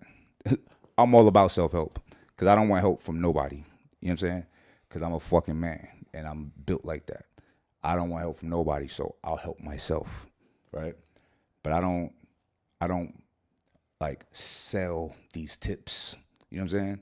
I don't go and make, you know, this shit is just like a religion in a sense. You know what I'm saying? And that's the woohoo shit, right? And it's targeting people who just ain't figured shit out yet. In due time, you figure shit out. When I was in my 20s, I didn't have shit figured out. You know what I'm saying? I was awkward as fuck. You know what I'm saying? Like, shit, I wear this. Like, I don't know. Hey, bro, what you think? And you know what I'm saying? I'll wear 2 T-shirts to look bigger sometimes because I was skinny. You know what I mean? So young men don't have it figured out. We awkward sometimes. I was awkward. I was real skinny with the same size feet, big head, like the same size head, like just funny looking. You know what I'm saying? I grew into, as I aged, I grew into the swan that I am, I guess. You know what I'm saying? But I didn't start out like that, right? But I never had no tips and tactics from anybody. Treat a woman like this, do this, do that, do this, do this. I'm gonna love you, I'm gonna tell you. Nah, I just figured things out with my life experiences. I learned from getting hurt, from pain. You know what I'm saying? I wasn't scarred from pain. I learned from pain. You touch the stove, it's hot, don't touch that shit again. Very simple principle. It's easy. But I understand that it is hard sometimes for people to make the right decisions, the better decisions. It's still hard for me sometimes to make the right decisions. You know what I'm saying? I'm not infallible. You know, I make mistakes. I try my best to navigate around it though, but I do make mistakes. And I have made mistakes. But anyway, I don't know why I thought of that. This whole guru shit, that shit just came to me right now. It's like, bruh, you're the one. You know what I'm saying? What we do for money, like, and they say like, oh, pandering to the women. My YouTube channel is like 97% men, 3% women. What women am I pandering to? You know what I'm saying? Yeah, and if anything, we're potentially causing ourselves problems because most of our consumers for products and services we offer is men. It's men. Yeah, of the age, of this type of age group, too. 18 to 35. Yeah. So, or 21 to 35. So, not like, do your research. Ask me. Let's talk to me. Hey, what do you think about whatever? But people will jump out the window saying things that are not accurate, right?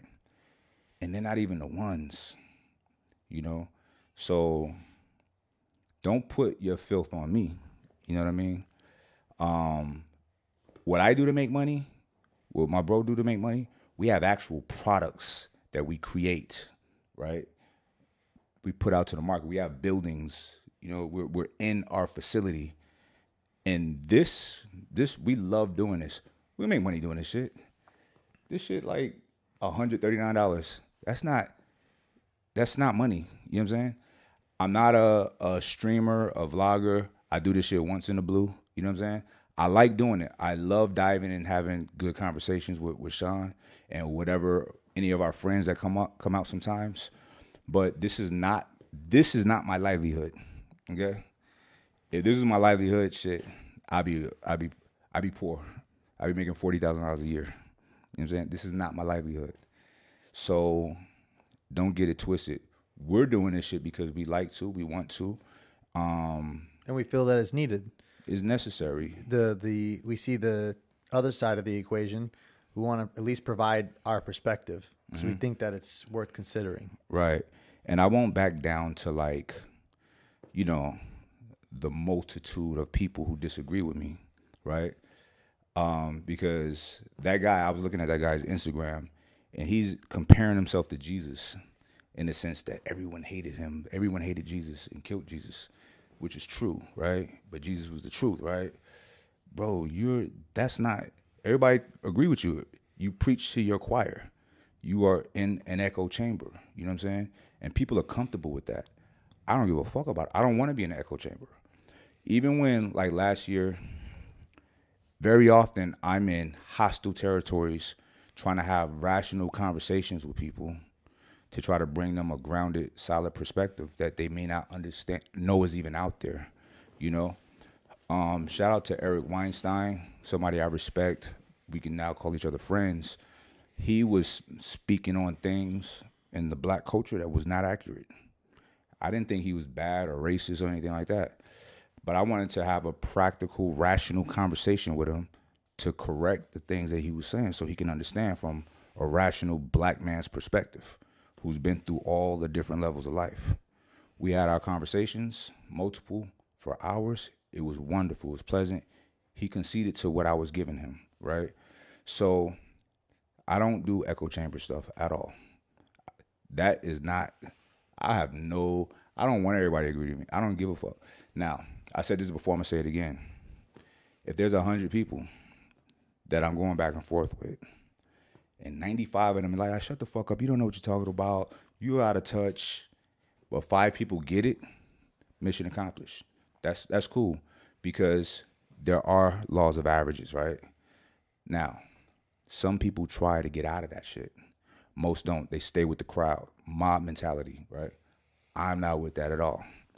So the mob can stay the mob. That's cool. But those 5 people that get it, that was like, damn, that shit makes sense.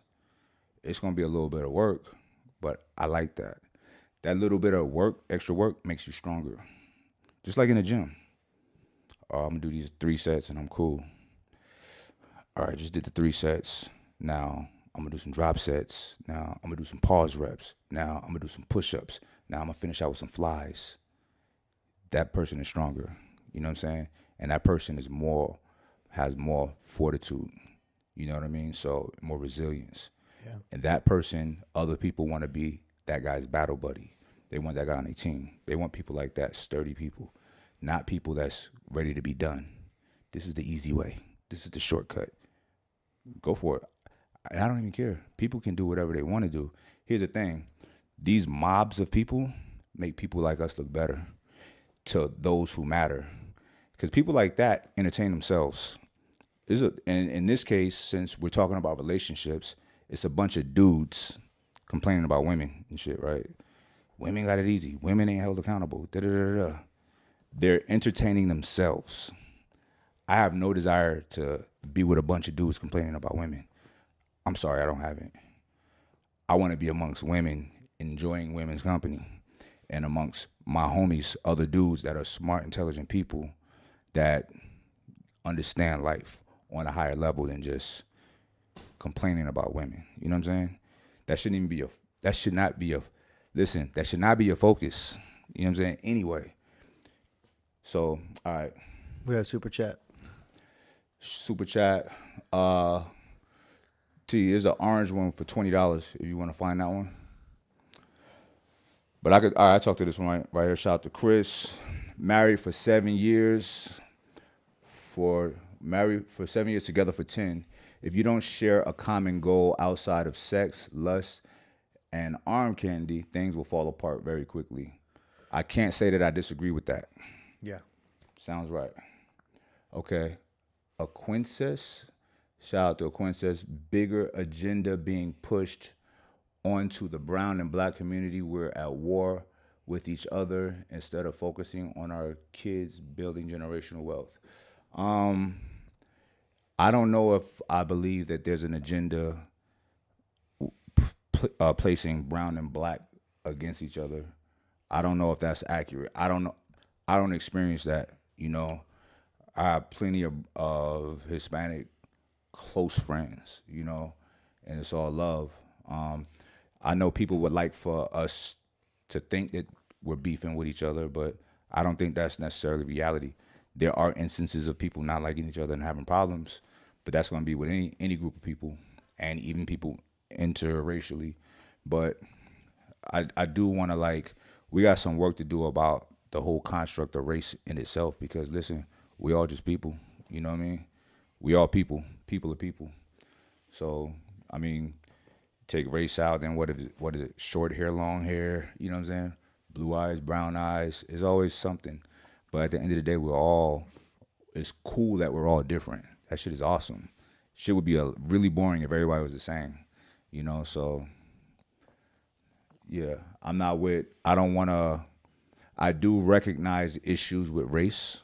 I do recognize it and acknowledge it, and would like to do my part to fix what little bit that I can.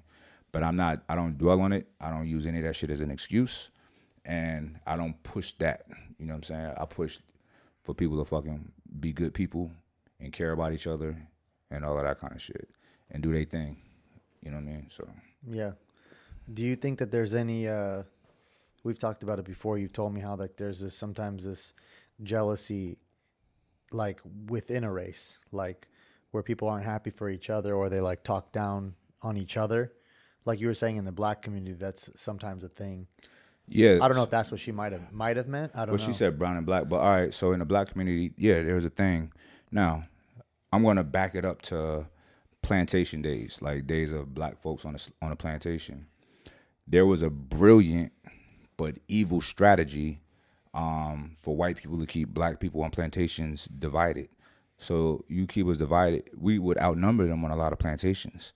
Well, why wouldn't we just take over? Because we're all divided, right? First of all, you got to understand this.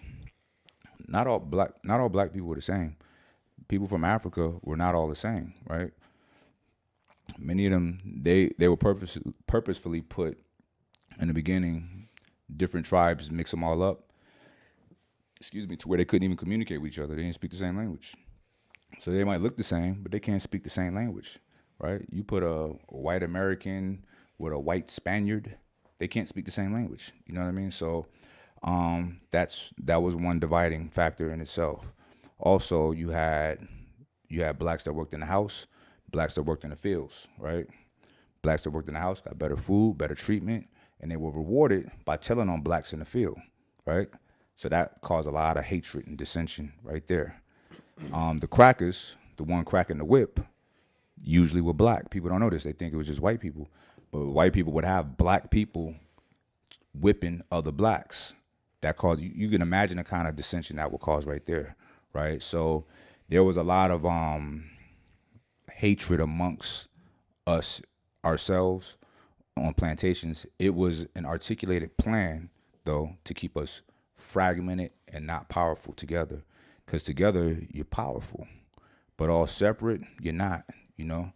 There was many potential revolts. The reasons they didn't happen, because other blacks were like, tell, you know what I'm saying? They were scared about, they wanted a better position. And can I be mad at them? Fuck yeah. But when I think about it, it's like, I understand why they would do that too. They just wanted to be safe. And they wanted to get better treatment and sleep in the house, get some food. Try and improve their life standing. Improving their life standing. It was a really perverted and fucked up situation there in to begin with. And they weren't in it for anything that they did wrong. They were fucking kidnapped, human trafficked, you know what I'm saying, across the world. But it is what it is. They were in that position and they did what they had to do to survive. And look, we could debate about what they could have, should have, did, whatever, but they dead now. So it don't even matter for them. You know what I'm saying?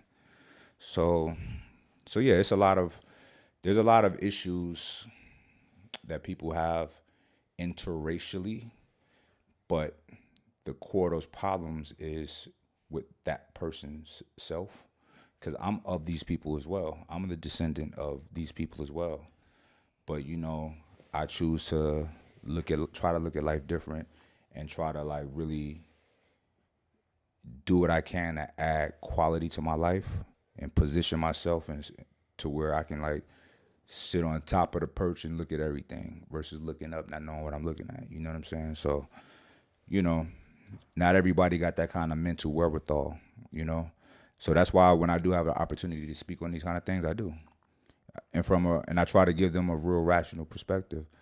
And sometimes maybe my perspective ain't super popular with a lot of people, because I'm not saying be mad. I'm not telling people to be mad and fucking revolt and do this shit. But when it's on the ride and revolt, then we got to do what we got to do. And there are situations where I feel like that's necessary. But for the most part, we need to rise collectively. But you can't rise collectively if we're not rising individually. You know what I'm saying? Yeah. And that's 100% self-accountability, which people have a problem with. I don't. Yeah, super chat. Super chat. All right. I mean, men and women of color being pinned against each other, war of the sexes, so we won't procreate and create generational wealth, divide and conquer. War of the sexes. I don't think there's a war of the sexes. You know, I don't think there's a war of the sexes. I think, you know, if you have a war, if you feel like you're at war with the opposite sex, that's on you. There's no inherent war or pronounced war of men and women, or black men, black women, Hispanic men, Hispanic women. You know what I'm saying? Love is love. Who you choose to fall in love with is your business. Listen, a man of color, like a black man, have a child with a white woman is another black child. You know what I'm saying? Or Hispanic woman, it's a black child. You know? So black is we have very dominant genes. So a kid come out black, they don't come out white. You know what I'm saying? And you know, they're half and half, I guess, genetically, but the world perceives them as a black person. You know what I'm saying? So, I don't. If anything, if you look at the data, this is the facts. Black people are not a minority in this world, right?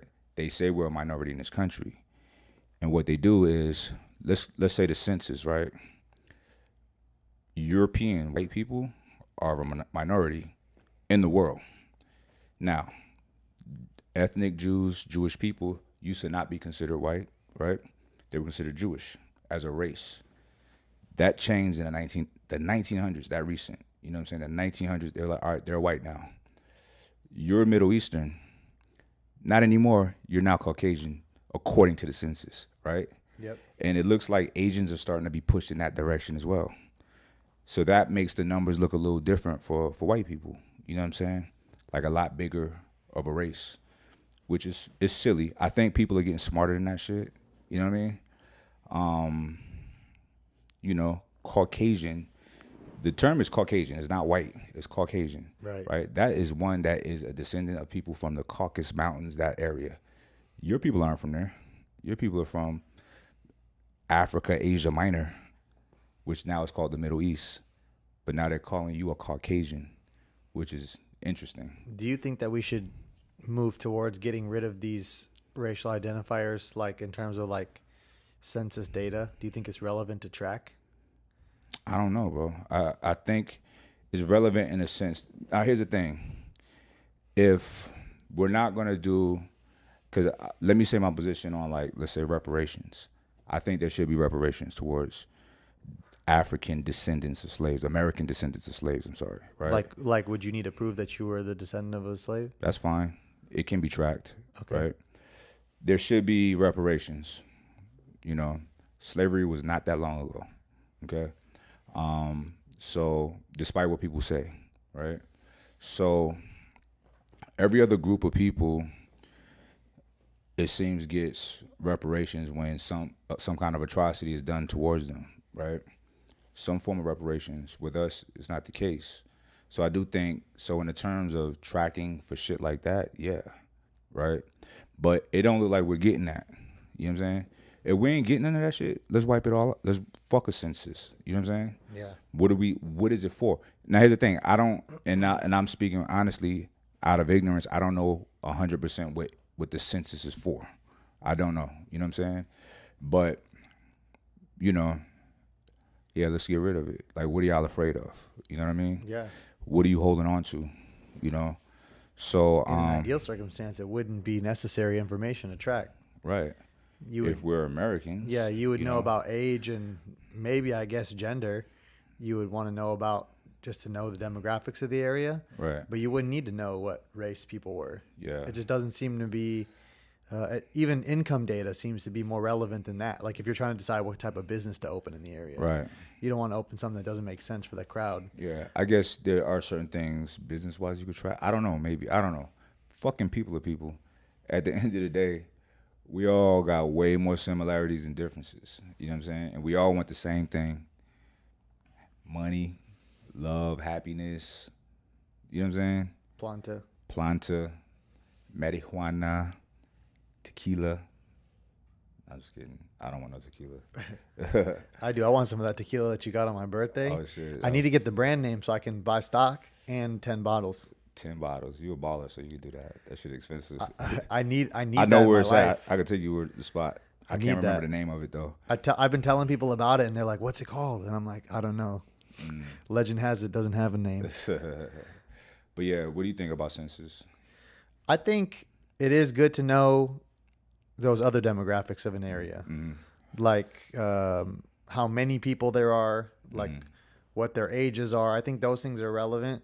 I guess you could say it's like it's for political reasons, for like representatives who are like trying to run somewhere, like to know who they're serving. But that again continues to perpetuate this like idea that these different races have different needs. And it's a reality right now, I guess. It's a reality at this point. We'd love to get to that point where we are all truly one and there's no differences between people, but I just think we need more generations for that. I do think that's a reality that we're going to get to. I believe we're going to get there. Listen, like over time, over more generations. I do too. And it's interesting, someone that I'm very fond of someone that's been a spiritual leader to me since I was a kid is Minister Louis Farrakhan. He's shunned in our society as a racist and an anti-Semite, and he's not. He's simply not. His words have been taken out of context, and used against him. But the bigger situation here is he teaches something very specific to those who listen to him. Typically, it's all black people. He teaches people to live a refined lifestyle, get married, educate yourself, eat healthy, train, be righteous. You know what I'm saying? His teachings is the definition of conservative teachings, right? In the truest sense, this man has no scandals, never been arrested, never been in a fight. You know what I'm saying? So it's like teachings like that is what people need. His teachings, you know what I'm saying? Mm-hmm. The pillars that he prescribed to people and for how people should live, because it's all positive. It's all things that will put you in a better position and create like a righteous people. You know what I'm saying? If you meet people that follow the minister stringently, okay, you've met some of his people, like Elijah. How humble and nice is he and pleasant of a person? They're dialed in. You know what I'm saying? Everything. That's on point. That's the norm. That is the norm. You know what I'm saying? So it's just frustrating, man, when you're in the know of something, and the society and the media who don't know anything about these people or this person or whatever spins their venomous version of who these people are or this man is. It's sickening, bro. It's like, and I try to talk to friends of mine, Jewish friends of mine, that held that position. They wouldn't let me get a word in. They're yelling. I'm like, bro, okay, that talk. They'll bring up a quote from the ADL, Anti-Defamation League, which is a Jewish organization, right? He said this. I said, but that's not. Do you think that's the only thing he said? Like he just went on They won't camera? let me say anything. I said, just said one statement. Right. I know that speech. Can I? They won't let me talk. Right. Is that they don't want me to say the reality because it'll change. He has to change. You have to pivot and go against the mob. You know what I'm saying? The strong thing to do is to go against the mob, especially if the mob is wrong. So, I see people getting silenced on social media. Just they shit getting shut down or closed for a week. You know what I'm saying? It's just crazy, man. Like, the man teaches people to be good. You know what I'm saying? To be upright human beings. And it's atrocious that the media spins it to where he's bad. He says mean things. He's critical. They said he's critical. One of his speeches, critical to Jews. Like, he's critical to Jews, the Muslims, the Christians, the blacks. He's more critical to black people than anybody because he's black. Right. No one's talking about that. But, as we get older, and I'm sure there's a lot of smart people watching us, you see what it is. You see that the media and society does have agendas. Certain people have agendas. Marketing, all of these sites they got to listen to their master, whoever's spending the biggest marketing dollars. You know what I'm saying? So some people are not advertiser friendly. You know what I'm saying? Mm-hmm. So they get these corporations get leaned on who to put out there and say this about this person and that. I don't trust nothing in the media. Nothing. You can't. I don't trust anything in the media. Because things that look a certain way is not. And we will be very foolish and naive to just believe everything that they say. There's plenty of things that I'm sure you've seen things that you know for a fact, and they're talking about it completely wrong. It's like, why would they say that? Well, it's interesting, the idea of media, because we know that the way media works and the way, in general, communications work, like network style, is that there's some type of payment. That's what keeps the thing running, whether it's CNN or Fox or et cetera. Right. You need advertiser dollars or corporate dollars to pay, because the viewers are paying a pretty nominal fee, like through their subscription to cable or whatever. That contribution is like not very much of the revenue compared to advertising. Correct. So you kind of like, you almost like have no choice but to fall into a lane then you attract certain type of advertisers. Then before you know it, you're trapped. You can't put out content that's contrary to those advertisers, Right. because then they won't want to advertise with you anymore.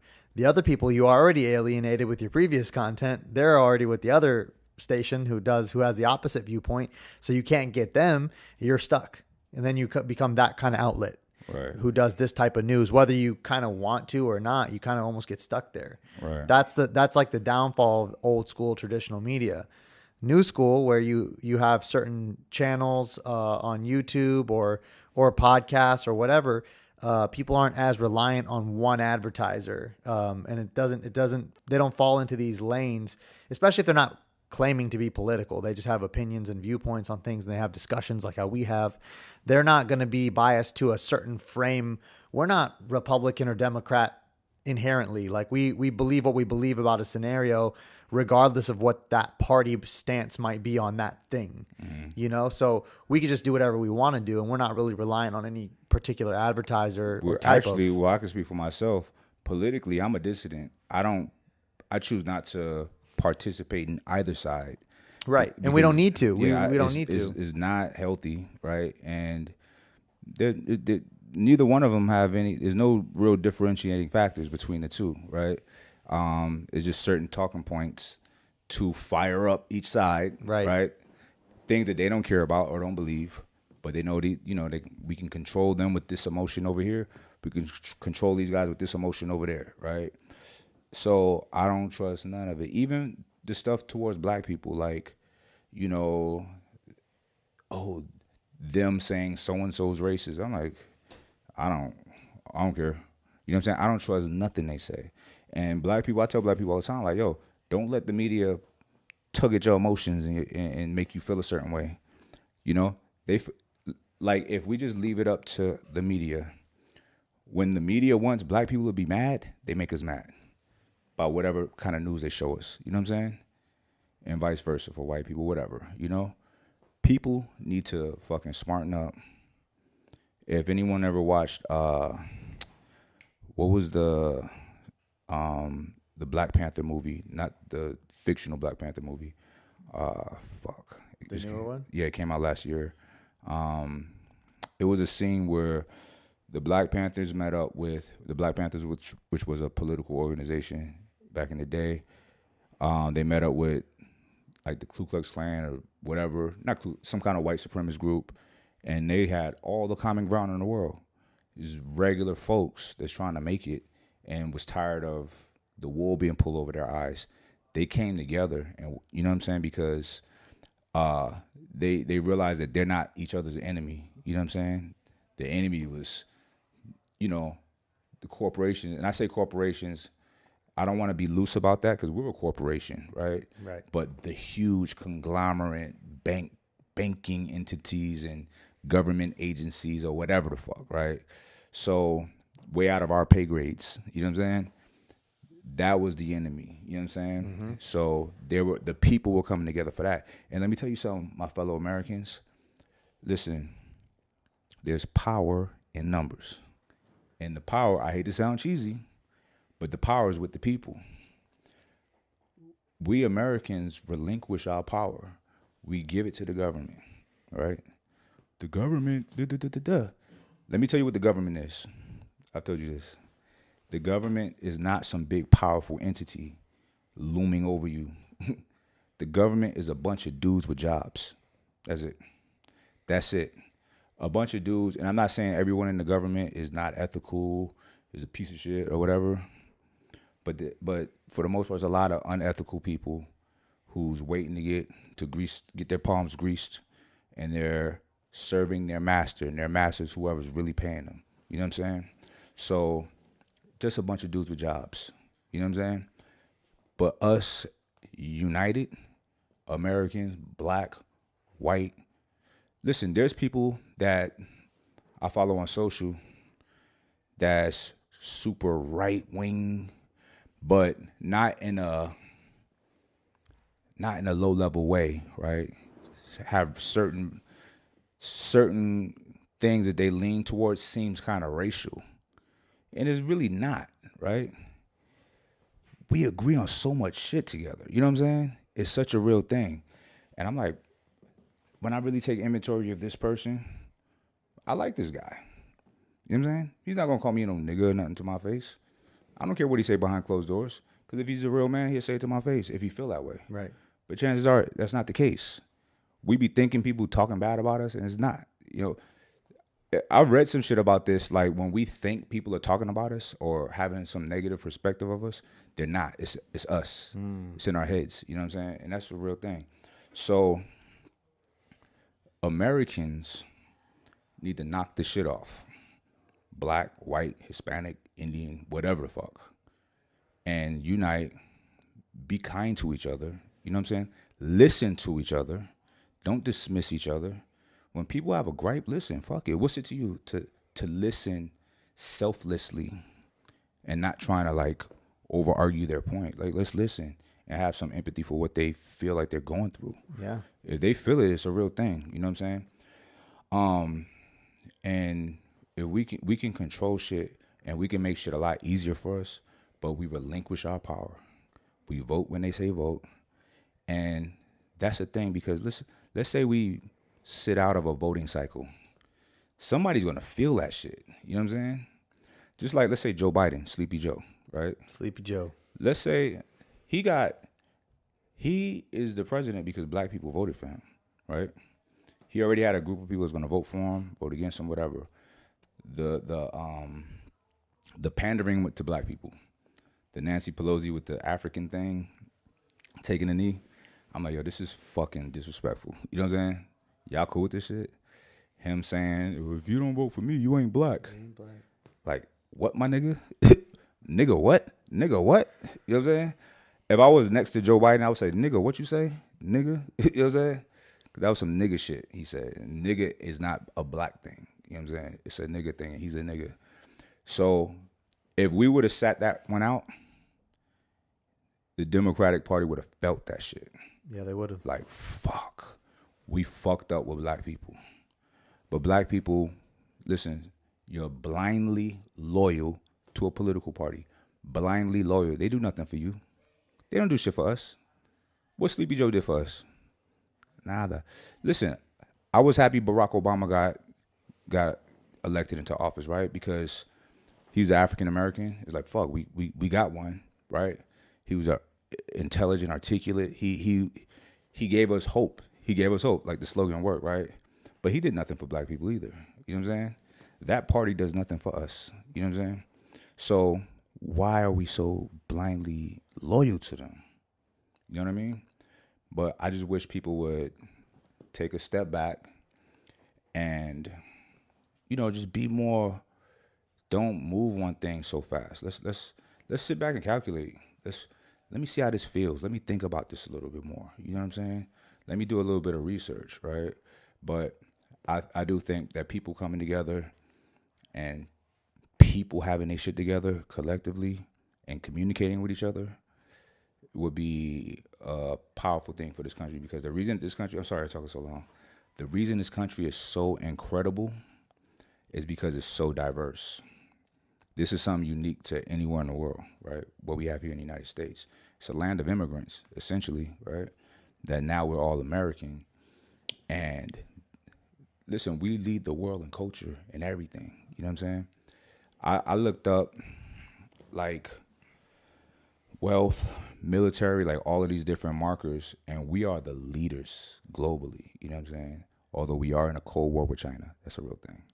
But we're the leaders right now. By big margins too, even over them. So, but we ain't acting like it. You know what I'm saying?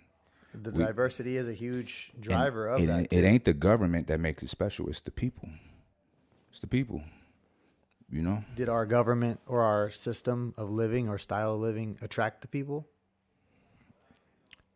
I mean, this is a new country.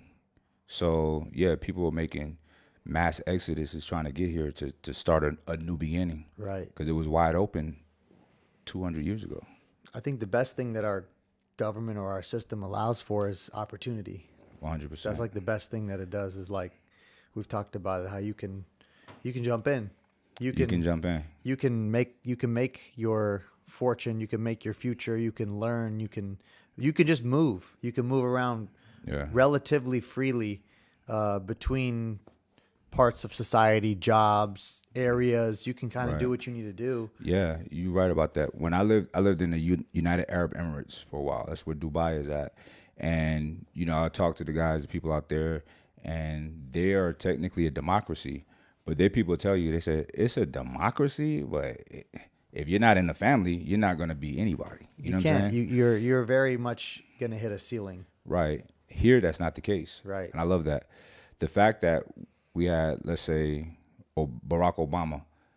This guy's name was Barack Hussein Obama. Black man became president, right? Then we had Donald Trump. Right. We had grab him by the pussy, Donald Trump became president. I think that's incredible. That dichotomy, those two profoundly polar ends of the spectrum both became president of this fucking nation Yeah. is incredible to me. You know what I'm saying? It is. If Scooby-Doo became president, I think that'd be fucking dope because it can happen. Nah, I'm not bullshitting. Anything, you can do anything. See, I'm not a dreamer. I'm a dream, apply, and make it happen. You know what I'm saying? Right. And you gotta go? 5 minutes. Okay. Yeah. Oh, yeah, we can wrap it up. It's hot. Huh? It's hot in here. It's So, not yeah. even that. It's yeah. It is for yeah. me. Shit. Hey, But, look, these lights are bright, people. These lights, but Yeah. we're going to get some, I don't know, some natural lighting in here or something. But anyway, anything can happen. Anybody can make anything happen or not. And listen, here's the thing. Even if you don't make it happen and you live average and regular as fuck, you still doing way better than most people in the world. Yeah. You know what I'm saying? That's a fact.